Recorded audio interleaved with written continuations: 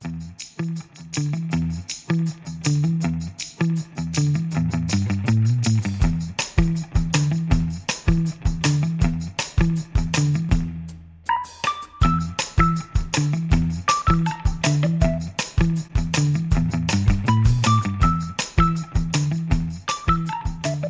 afternoon and welcome to Genealogy with a Canadian Twist.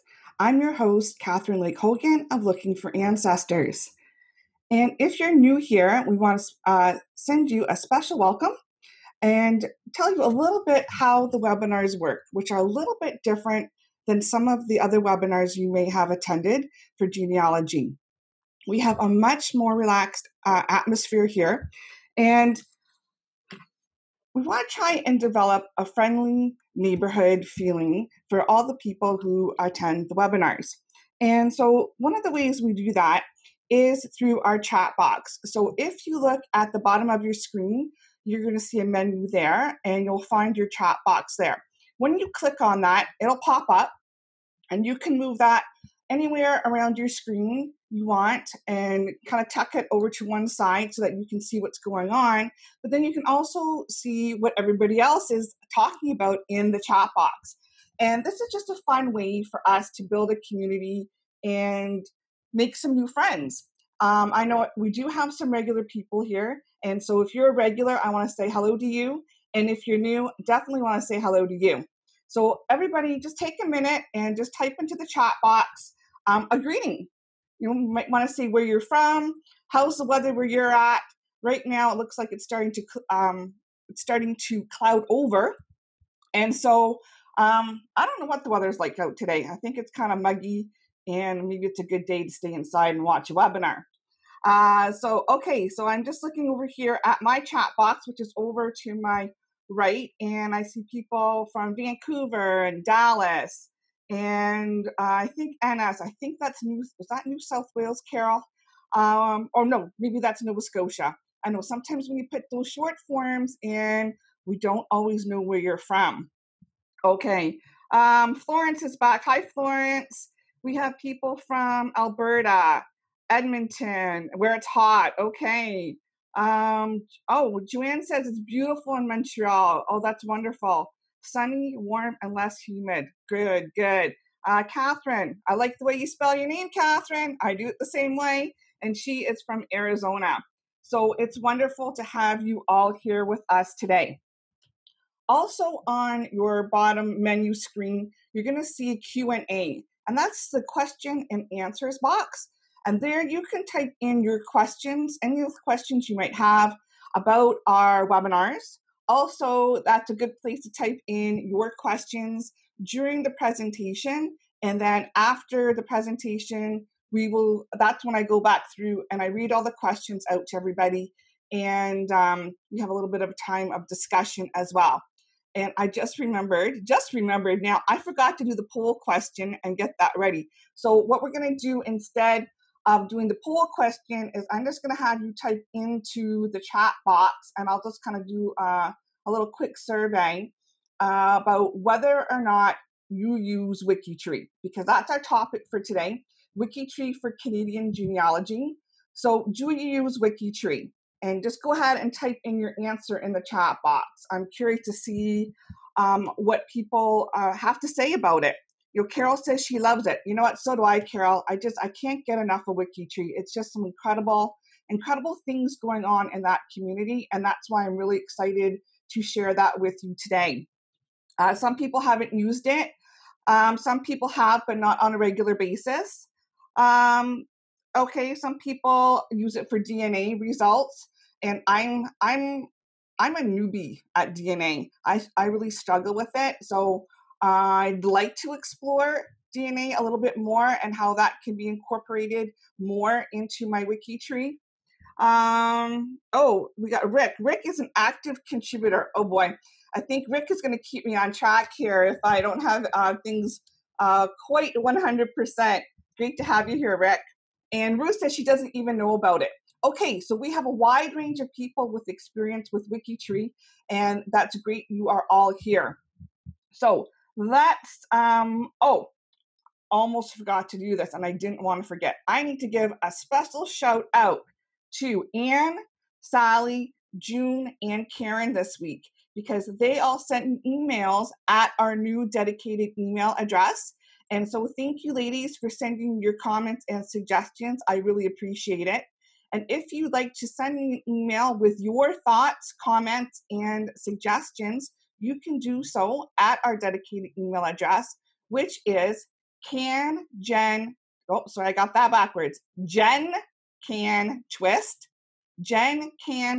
at gmail.com. And I check that on a regular basis. So by all means, shoot me an email. I appreciate it. Okay, so let's get to our video. And it's about 27 minutes long. So far, everything's working this week. So let's keep our fingers crossed and send up a little prayer. And I am going to switch over and get that going with the video. What I want to cover with you today with WikiTree are some basic things because there is a lot you can do on WikiTree. Some of the things I'm going to show you today are how to join. We're going to talk a little bit about your profile page. I want to show you how you can add your family tree. And then I want to talk to you about the privacy settings, which I think are a really neat feature of WikiTree. We're going to get a little bit more involved with some bios, and with the profiles, I want to talk to you about sources, and then we're really going to dive into the categories and projects. So this is the front page of WikiTree.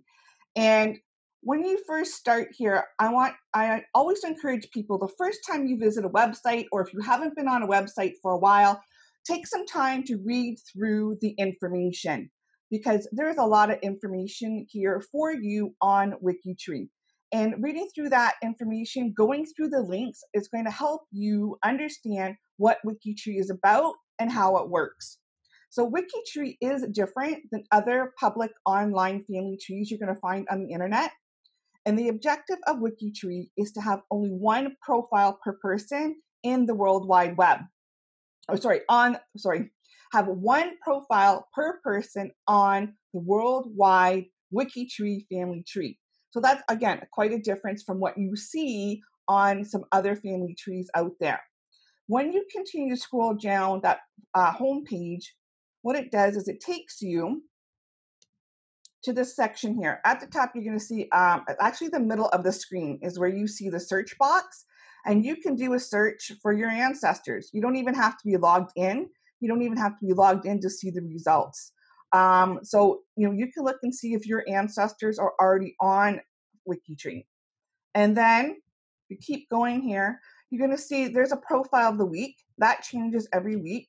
And it's usually a celebrity, a movie star, a sports figure, someone who might be involved in politics. And so it's usually someone who's fairly well known. And if you are a registered member of WikiTree, then you can click in to see how that person, that profile of the week, how that person might be related to you. And then we have the photo of the week. And the photo of the week, I always like these. They're fun and interesting. And if you go to Google+, WikiTree has a community page there, and they upload different photos during the week. And then you can vote on the one that you think should be photo of the week. And then the one with the most votes gets posted on the WikiTree website. There's also a challenge of the week, and these are really good for helping you improve your profiles, your ancestral profiles. And it's usually different changes every week. And so we can see here that this past week, it was all about marriages. So taking some time to clean up the marriage data on your profiles. There's also a member of the week, and there is a photo there, but because this person, I don't know who this person is, and they've not given me permission to use their photo and their name, I've got it blocked out. But there is a member of the week, and what's really nice is it helps you to get to know a little bit of some of the regular people who are WikiTreeers. They're usually chosen because they're really involved in projects. They help other people on WikiTree, and they generally make WikiTree a fun and welcoming place to be. When you continue scrolling down that home page at the bottom, you're going to see the top 25 family names people were working on the day before. And I like looking at them. I like to see, are some of my family names up there. That Davis one kind of caught my eye. I've got Davies, but sometimes it's pronounced Davis. Oh, Millers. I've got Millers in my family. And so, you never know who you might find. You might find a cousin connection with those surnames being posted there. There is also a question of the week, and this week is what's an interesting nickname in your family? And so you can contribute to that as well. And then at the bottom, you're going to see the latest posts. So anybody who has posted something on the internet about WikiTree, those feeds are pulled in and you can see that there. So should you decide WikiTree is for you, then you click on the Get Started button. And this is where you start to create your account for yourself. And you want to make sure that you are registering with the name you had at birth. And ladies, if you're married and you use your married name, you want to make sure you use the name at birth. And there's a reason for this. And that reason is this: as you're registering here for WikiTree, you're also starting to create your own profile page within the WikiTree big family tree. So if for some reason you have to change that surname, you would have to go and delete this one and create a new profile. So you don't want to do that. So start right away with using your name. You don't have to put your middle name in yet, just your first name and your surname at birth. Type in your password, follow the instructions there, and you're ready to go. Once you've joined WikiTree, though, you're initially going to have limited ability to do things until you sign the honor code. And the Wiki Genealogist honor code provides many benefits to genealogists. Like it states right there in that first sentence, WikiTree is free, but it is not a free-for-all. And you know what I'm talking about. You've seen some free-for-alls on some other public member sites. Hey, this is not a free-for-all. WikiTree really does take family history seriously. We have a good time, we have a lot of fun, but we're serious about what the quality is on WikiTree. And again, it's one of the many things I really like about WikiTree. So collaboration, accuracy, and privacy, all the key differences between the WikiTree family tree and many of those other ones you see out there on the internet. When you sign the honor code, you are pledging to follow WikiTree's code of ethics and principles. And then after you sign the honor code, return to the home page. And at the top of the home page, you'll see it says My WikiTree. When you click on it, a drop-down menu will appear. And here you can see, all sorts of different things about you and your interactions with WikiTree. So if you have badges, you're going to see how many you have. Every time you make a contribution to the WikiTree family tree, it gets counted. And there's my running tally, 4,809 contributions that I've made since I've joined WikiTree. Let's see here. There's some DNA information there. And then that middle button, the nav homepage, that takes you to your own personal navigation homepage. Yours is going to look a little bit different than mine. It's going to have a similar format, but of course your information is going to be different based on your profile, your ancestors, your badges, and your activities on WikiTree. It shows my 3-generation family tree, which makes it easy to move around. And I have my some of my badges are showing at the bottom. And then to the right is the G2G discussion feed. And that's the genealogist to genealogist discussion feed. And that feed is based on the interest tags that I've chosen to follow. So as I continue to scroll down my nav homepage, I can see at the bottom there's a scratch pad. That's a handy place to post any reminders, notes, or to-do lists. And there are 2 other feeds. The WikiTree genealogy feed at the bottom there is where you're going to see any changes made to the profiles you manage. So you're going to see the name of other people who may have contributed to the profiles you manage. And then you'll also see there too any time there is a proposal for a merge, for merging two profiles together, you're going to find that there. On the right is your family activity feed, which tracks the contributions and changes that you make on the profiles. And then below that is the thank yous feed. And WikiTree is really big on its members expressing appreciation to one another. So here you're going to see when another member has thanked you and when you have thanked another member. I kind of like it there because it's like, spreading a little WikiTree love there. All right, so let's talk about adding your family tree to the big the big WikiTree family tree. So there's a couple ways that you can do that. The first way is to upload a GEDCOM file. And you might want to do this the first time you add people to your tree. When you upload your GEDCOM file, a comparison file is prepared. Your GEDCOM file is not automatically imported into the WikiTree family tree. And remember what I said about there only being one profile per person. So what WikiTree does is it takes your GEDCOM file and it compares it with people already in the WikiTree database, and then it prepares for you a comparison report. And then you'll receive an email letting you know that it's prepared. And this will show you if your family is already in WikiTree. And then you need to work through each of the matches in order to determine whether or not you're going to add in your ancestor or if you're going to link up your tree to what's already there. Now, once you have a profile created for your ancestor, this is where the fun really begins. Now, if you recall last week in episode 3, we discussed using research plans in our family history research.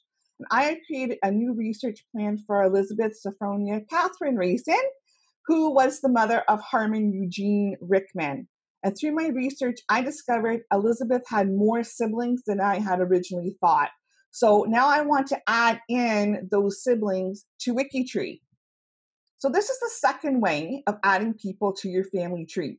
And you can add them individually, like I did here for Elizabeth's sister, Margaret. When you start adding information for the new person, WikiTree actively searches its database to find possible matches. And it'll show there in that little box there, it's going to show all the matches that it thinks might be the same person as the individual you're trying to enter. You can review the matches, and if it's not a match, then you can continue on.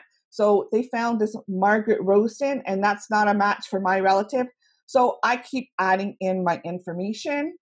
Okay, so I continue filling in what information I have, and then I need to include a source. Now, another one of the objectives of WikiTree is that there is a source for every person profile in the WikiTree family tree.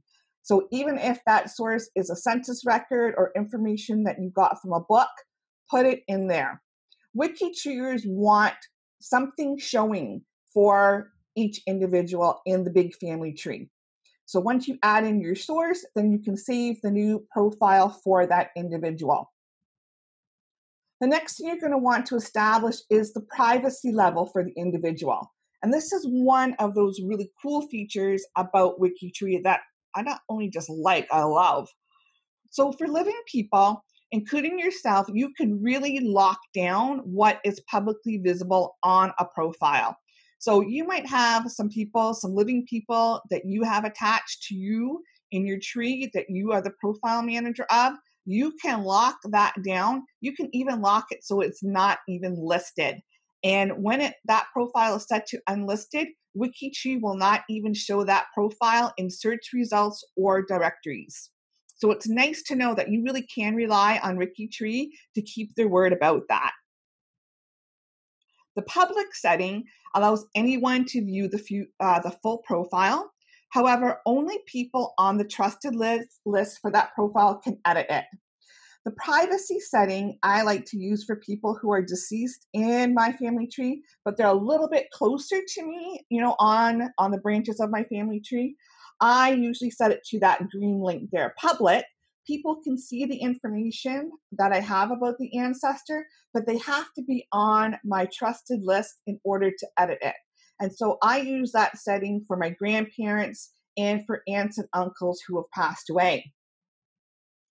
The open privacy setting allows anyone to view the full profile, and you have to be a member of WikiTree. You have to have signed that honor code in order to edit the open profiles. Now, this privacy setting I tend to use for people who have been dead for a really long time, and they're further up on my family tree. So usually great grandparents and beyond. And it's important to remember that WikiTree is about collaboration, not control. So going back to my ancestors profile page for Elizabeth, you see that in the upper right-hand corner, it's set to the open privacy setting. And if you are a signed WikiTreeer and you have some information about Elizabeth, you could contribute to her profile. Now, the biography section of the profile is where you really can show off your ancestor. You know, tell the story of your ancestor. That's what this section is all about. Now, you can see I don't have very much there for Elizabeth yet. This is a work in progress. It's under construction. So some of the things that I can add to her biography section, I can add a timeline, I can add a list of her children, and I can link them. That's a really neat feature about WikiTree, is that when I add in a person's name, I can link to them in WikiTree. And so then if that's somebody you're interested in, you can click on it and it takes them to that profile. And then also you want to make sure you have your list of source citations. So how do you keep track of all the changes that are made on a profile? So anytime something is added, deleted, or changed on a profile, it is automatically tracked by WikiTree. So in the profile private view, so there's two views that you can see if you're a profile manager of a profile. Okay, there's the public view, what everybody else sees, and you can click on it to see what everybody else sees. But then in the profile private view, this is what you see as a profile manager. And you can click on the changes tab to see all the changes that have been made on a profile. So by having those changes tracked, you don't have to worry about messing up a profile if you add something that isn't correct or if you accidentally delete something, because the information that was there before, we can track it. It can be added back in again. So no need to worry about, oh, should I or shouldn't I?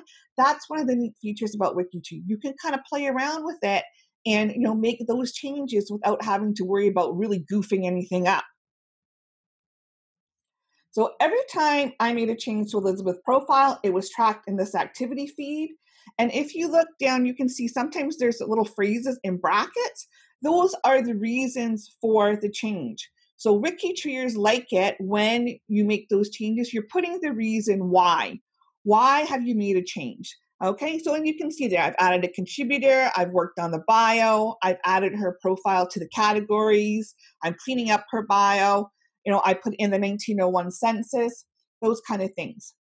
So this is sometimes really helpful when a dispute arises, because sometimes that does happen on WikiTree, because again, it's not about control, it's about collaboration, okay? And so sometimes collaboration means compromise.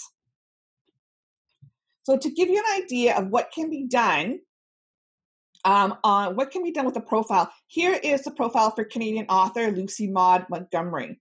Isn't it pretty? I saw this and I went, wow, this is a really nicely done profile. So Lucy Maud's profile has been added to the Canadian History Project, as well as a number of other categories. The profile manager has added some photos and a really nicely written biography, including sources, and it tells the life story of Lucy Maud.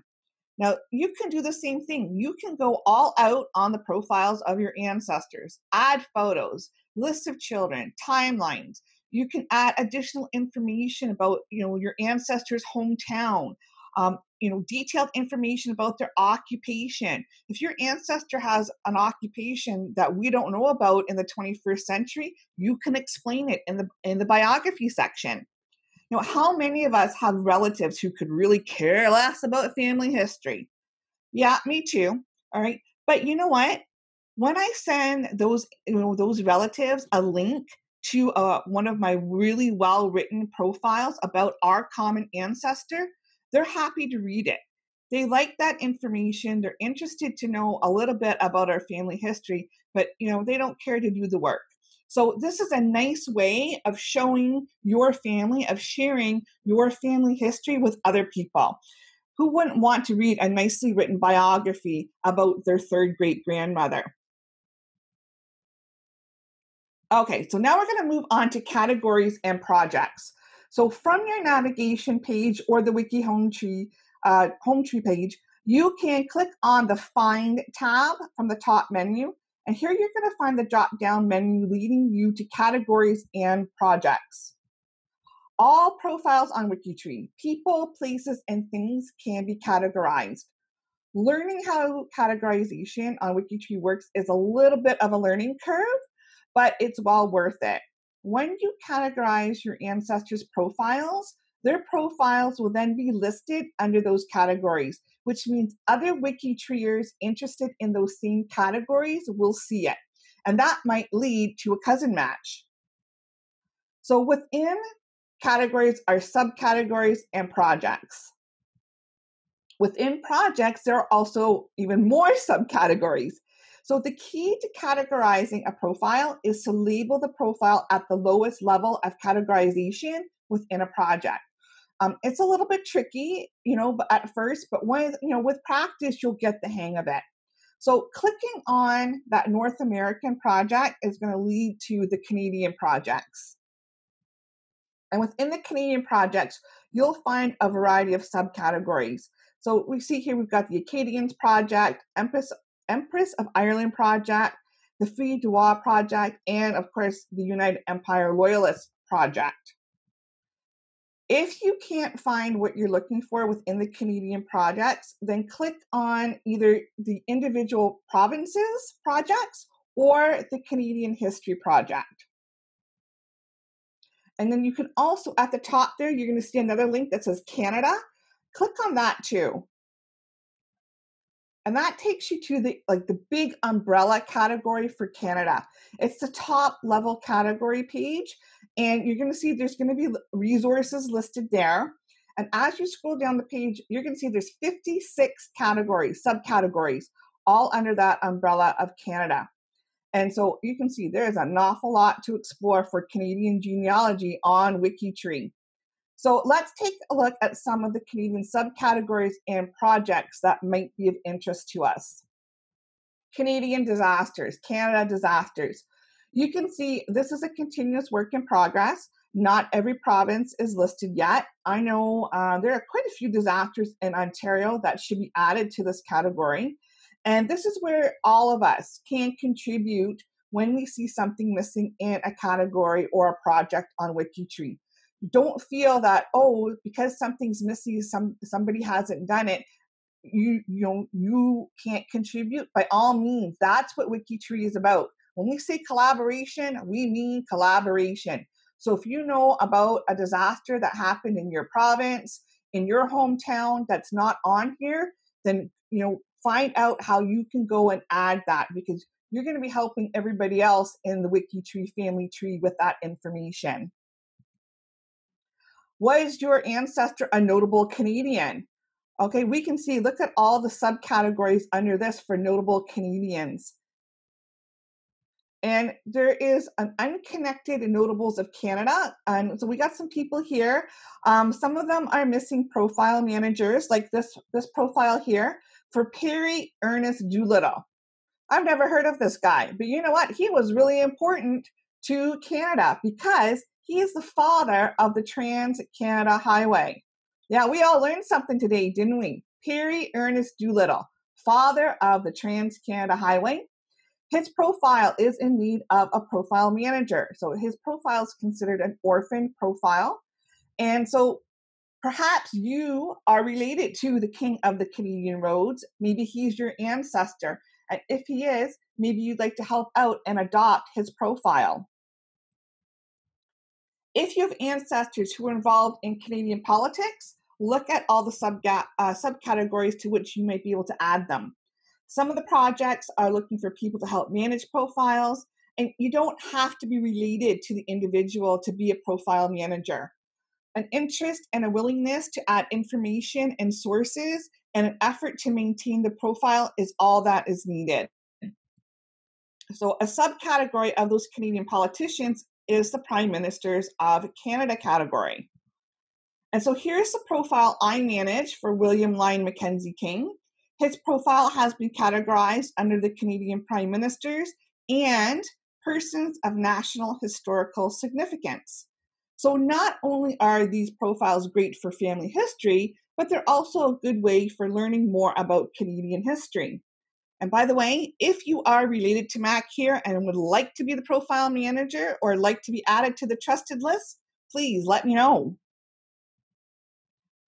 Another category for the Canadian projects is United Empire Loyalists. So if you think you have a Loyalist ancestor, check to see if he or she is already listed. And if your ancestor is a proven Loyalist and they're not on the project yet, then you can add them into the categories and add that to the profile. So the United Empire Loyalist Project is an umbrella category with subcategories underneath it. And if you look at the top there, you're going to see the provincial subcategories. So Ontario, Quebec, and New Brunswick Loyalists. So under the Ontario United Empire Loyalist category, you're going to find my ancestor, Johannes Rickman. And so that link there, I click on it, it takes me to his full profile page. You can see it's open, so you can see everything that there is about him. I've got quite a bit of information there about Johannes, or he's known, once he came to Canada, he was definitely known as John Rickman of Barton Township. And I've added his profile to quite a few categories and projects there. So it's giving you some information about him. And you'll see that his profile is project protected, which means people have determined that this is the one profile it's been decided is going to be used in a project, which means if somebody else tries to add in, and merge their ancestor, they have to merge it into this particular profile for that individual. Okay, so that's how that works a little bit with the project protection. When you can't find a category or a project you're looking for, then you can do a category search. And what this will do is it will take you to Google, and Google will do a search within WikiTree and look at all the categories and projects and the subcategories to help you find what you're seeking. Another project many Canadians and Americans both have an interest in is the War of 1812 project. And you can see this project has been categorized under a number of different subcategories and projects there: United States, military and war, Canadian, and British. My Loyalist ancestor, John Rickman's son, wasn't old enough to serve in the militia during the American Revolutionary War. However, by the time war broke out in 1812, his son Albert was of age, and he was able to serve in the 5th Regiment of the Lincoln Militia. And so you see I've got Albert listed with the War of 1812 project, and then he's also been added to the 5th Regiment of Lincoln Militia category. Okay, let's keep moving on here. How many of you have French-Canadian ancestry? And if you do, you might want to take a look at the Filles du Roi project. You can see this is a really successful project on WikiTree. I think they may have all of the Filles du Roi listed on here.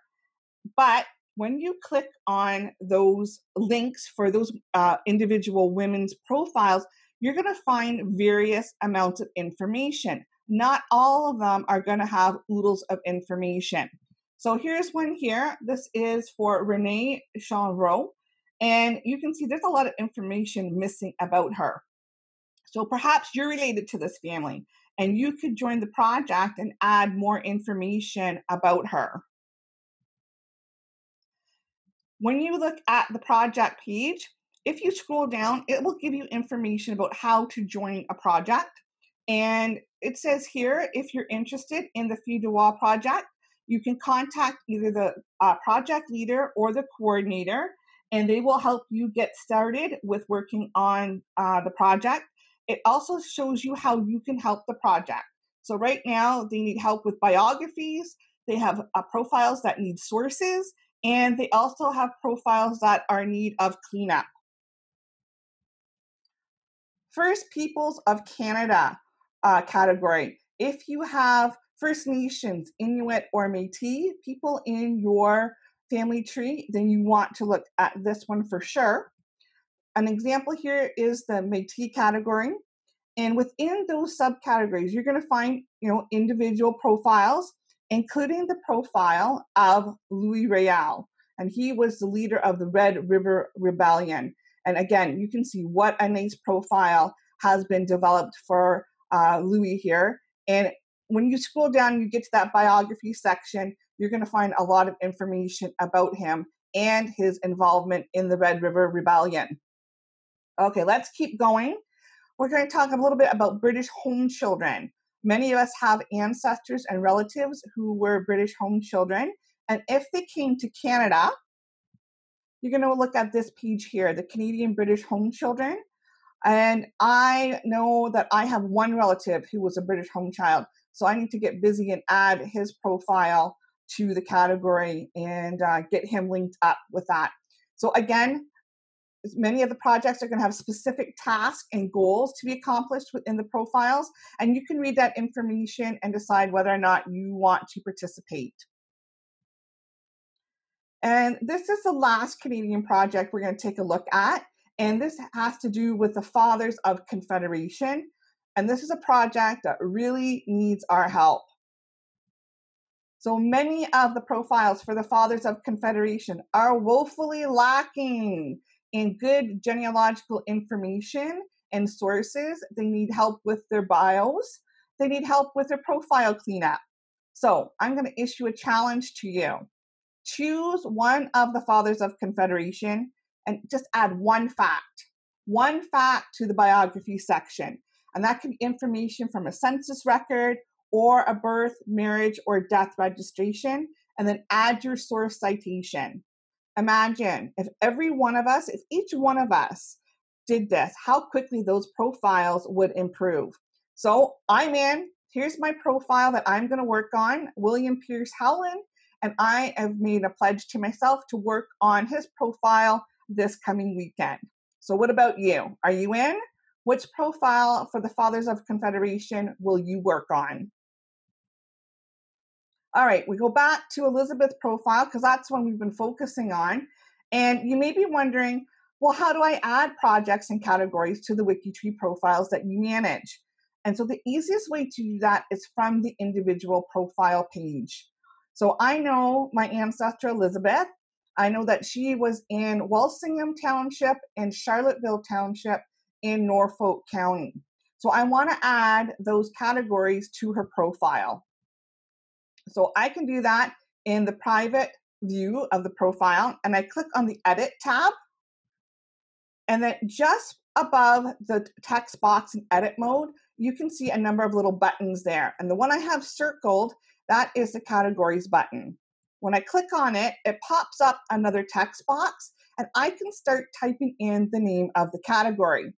So I want to add her to Walsingham Township. So you can see as I start typing that in, WikiTree is going to pop up some suggestions that are already in there. So I can pick which one that I want to add her to. So I decided I'm going to add her to Walsingham Township, Ontario, because she was there in the 1890s.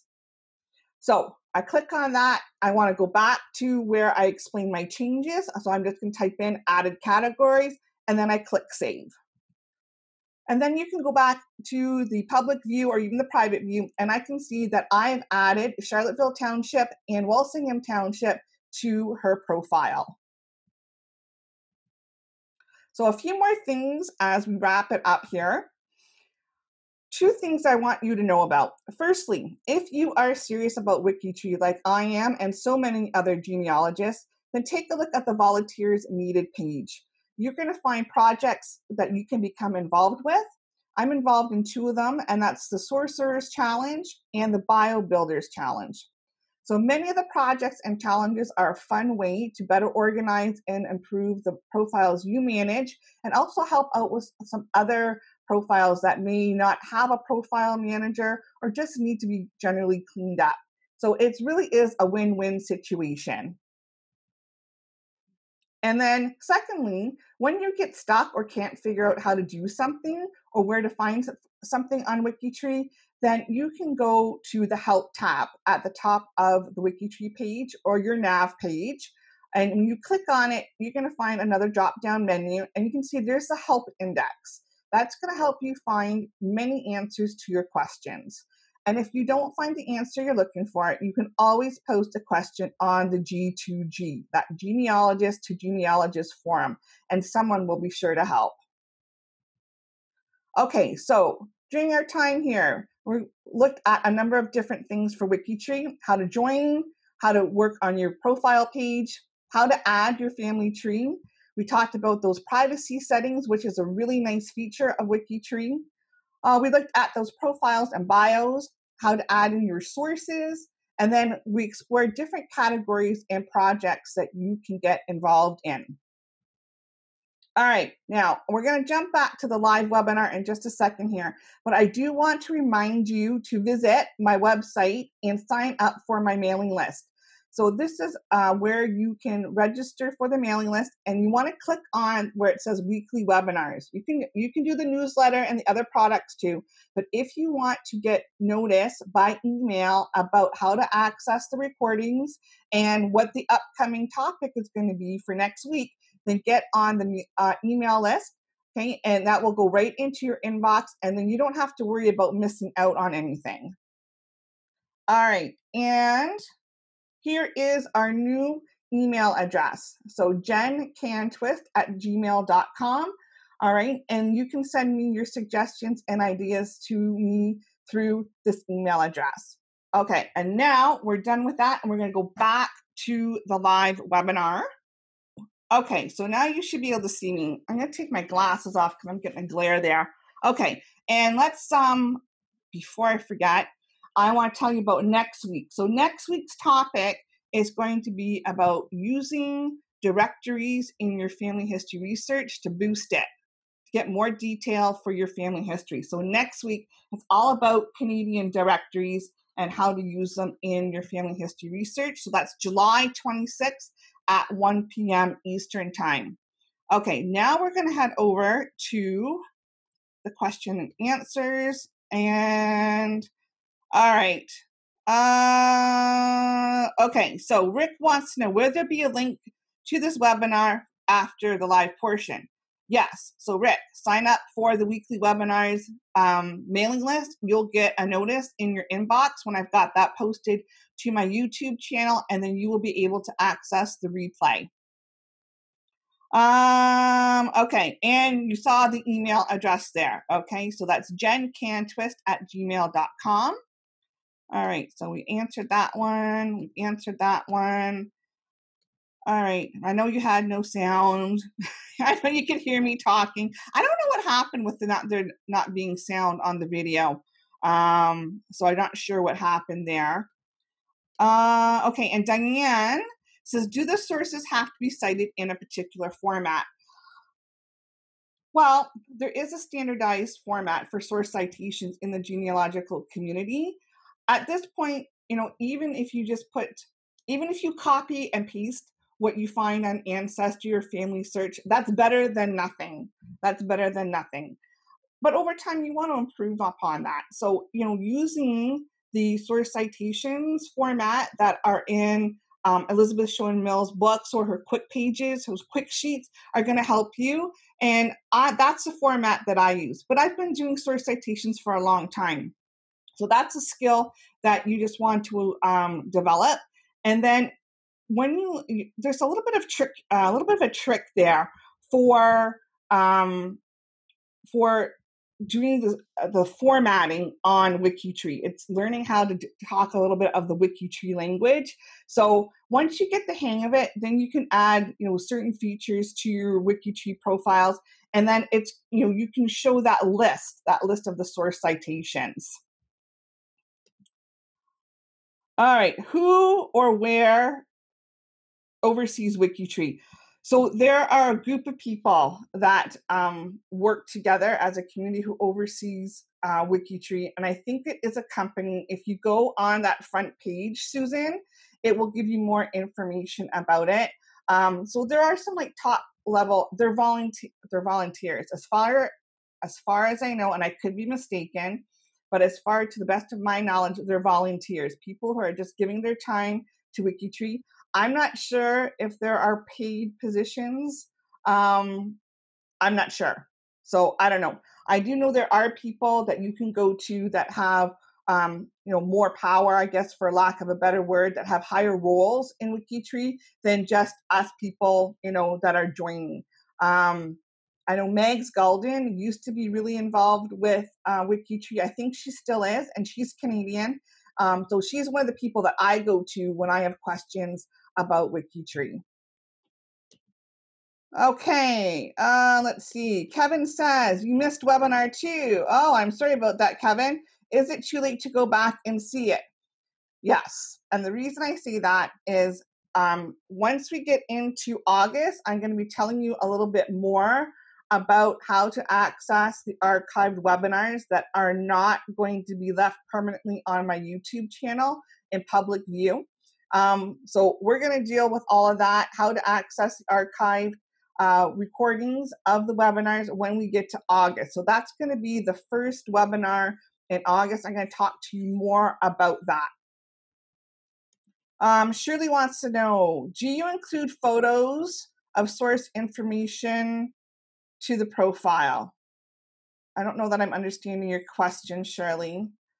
You can add photos, definitely add photos, and you definitely want to add source information to the photos. And the reason being is WikiTree takes copyright pretty seriously. So if you do not have copyright for posting a photo on there, you could get yourself into some trouble and you might be asked to take it down. So, pulling those photos that you see off of Ancestry and then reposting them on WikiTree, if you aren't the owner of the photo, you could get yourself into some hot water. So you want to be careful about that. Okay, I'm just looking at the time here, about 6 minutes to the hour. Are there any more questions about WikiTree? I know there's a lot of information there about WikiTree. It's a lot of fun.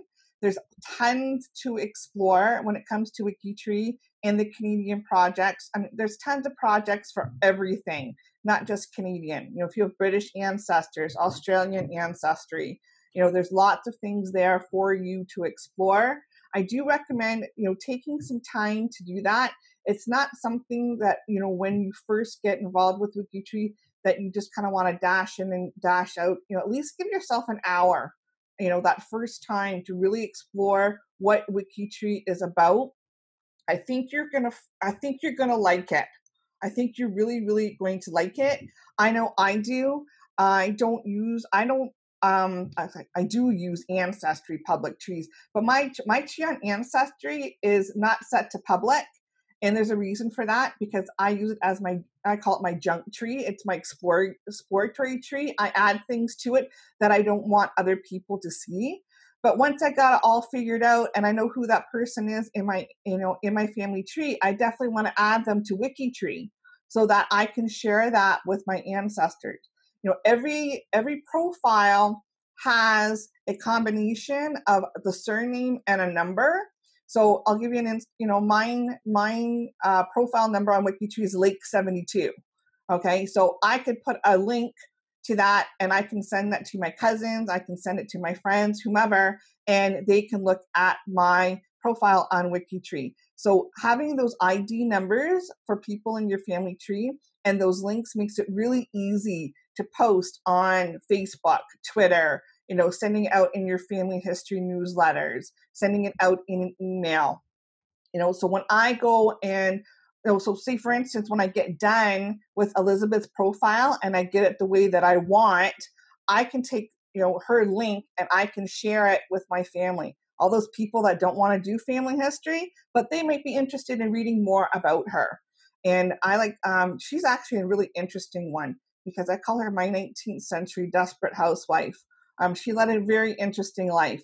So once I get her biography done, I'm going to be sharing that with a lot of people.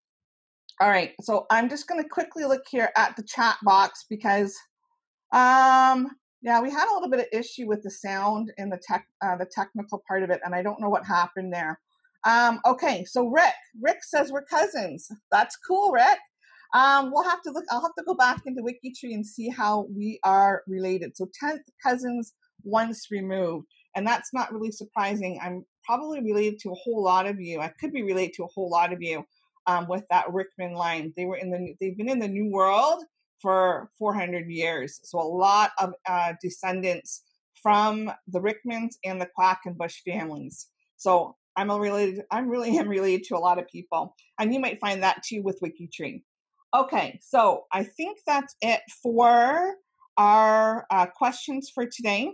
And I'm just going to double check and pop this back up. Okay, here we go. A couple more before we wrap it up. Yes, Kim wants to know, will the webinar be available after we're done? Yes, Kim, get on the mailing list, the weekly webinar mailing list. You can sign up for that on my website, and then you will get an email with the link on how to watch the recording of today's webinar.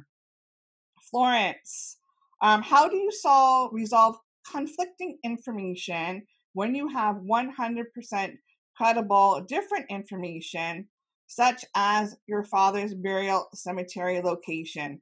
Yeah, that can be a little bit tricky, Florence. You can go in to that profile, add the information, and then, in that whole bio section, you can add anything you want. So you might want to put in a detailed explanation about why you are changing it, what you found, and then hope that the other people who have access to that profile are going to be cooperative and understand the information that you're putting in there. And that's why when you make any changes, you're adding that the reason that you're making the changes. So if you put down, the reason is updated, correct information about burial and cemetery, I think most people are going to be pretty good about that. They can see what the changes are. Yeah, sometimes you're going to have conflicts. People might be getting your ancestor mixed up with their ancestor, and they're not the same people. That's where you have to really communicate with people on WikiTree and keep cool. You don't want to get heated. I know there's been heated debates on WikiTree, but that's not what you want to do. You want to kind of keep cool, compromise, and work things out. Yes, Kathryn says she's overwhelmed. I know, Kathryn, it really is a lot of information. And I am going to be keeping this particular webinar up on YouTube for public access. So you can go back anytime and you'll have access to this webinar and you can watch the recording again. And then when you're watching it, if you have two screens or two computers or whatever, you can pause it and you can work along on WikiTree as you're watching the recording. Sometimes, when I'm learning something, I like doing that. I could pause it, I can go and work on it, and then, keep the recording going afterwards. So that's one way that you can do it. And yeah, you can just start with a few ancestors. You don't have to pour in your whole big family tree, because eventually you're likely going to find somebody in your tree that's already on WikiTree, and you're just going to link them. And that's how it happens. That's how you get joined in to the big worldwide, family tree on WikiTree. All right. And I think, so that's it for the questions. And can you believe it? We made it through. We are at the top of the hour. And so with that, I'm going to say goodbye. We'll see you next week and have fun looking for ancestors. Bye, everybody.